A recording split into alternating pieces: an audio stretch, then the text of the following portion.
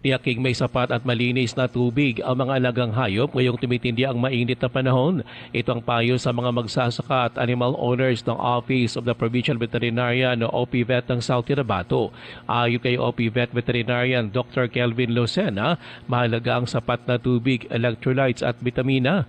Ito anya ay upang mapanatiling malakas ang immune system ng mga hayop, lalo na kapag nakararanas ng matinding init. Sinabi ito ni Lucena kaugnay sa posibleng epekto ng El Nino.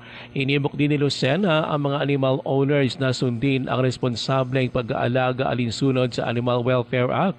Ito anya ay maging sa mga hayop na alaga sa bahay, ginagamit sa produksyon o para sa human consumption.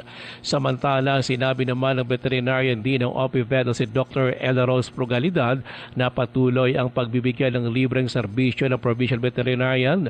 Kabilang sa mga ito ang vaccination, deworming at anti-rabies. Layo ng mga hakbang na maiwasan ang pagkalat ng sakit at maprotektahan ang kalusugan ng mga alagang hayop. Paalala pa ng OPVET, ang tamang pag-aalaga at sapat na hydration ay mahalaga upang mapanatiling malusog ang mga hayop sa panahon ng matinding init. Ruel Usano, NDBC, Bida Balita.